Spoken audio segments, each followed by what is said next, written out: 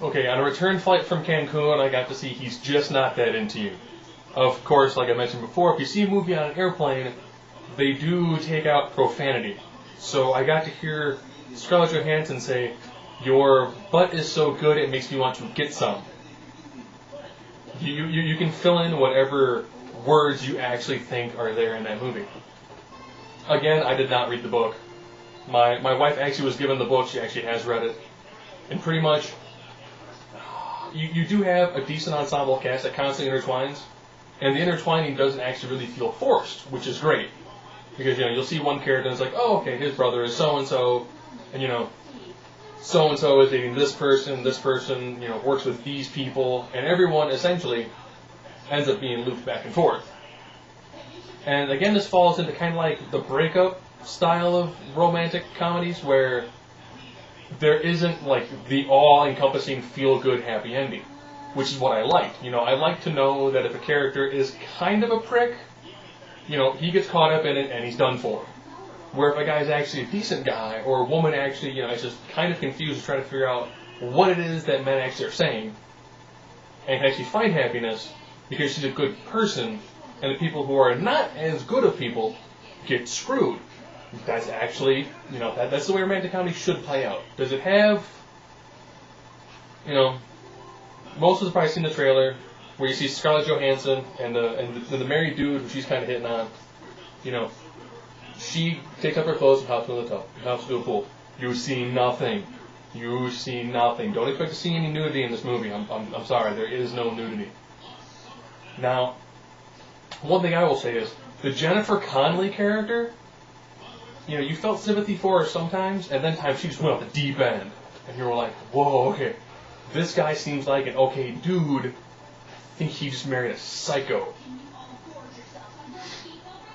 And then you see him in a different light, and you kind of go, wow, he's also kind of a douche.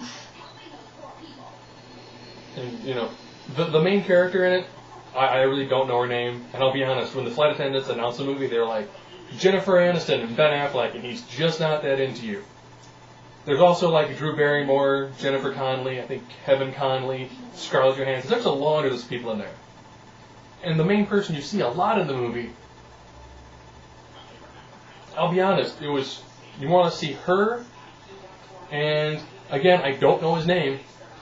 He was the younger guy in the last Die Hard movie. And he comes off like the guy who, he's been on the game a lot. He knows the signals that men are giving off.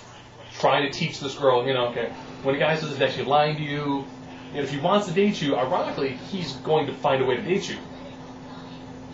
And you kind of go, okay, that's pretty good. And those two actually have a decently involving relationship, where everyone else is already kind of in a relationship. And then you have the typical, breakup, makeup, or breakup, kind of makeup, breakup. So all in all, I'll be honest, I found it to be pretty good. I actually enjoyed it. I have no problem saying that, I do enjoy Jennifer Connelly as an actress. Scarlett Johansson actually, again, is a fairly solid actress. Drew Barrymore, solid performance.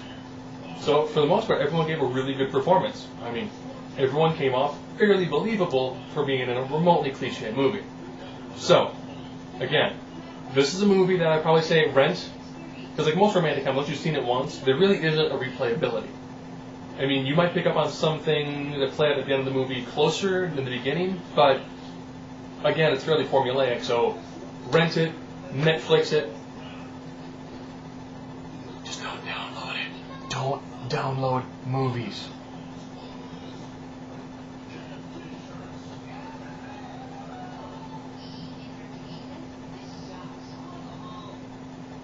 Downloading movies is illegal.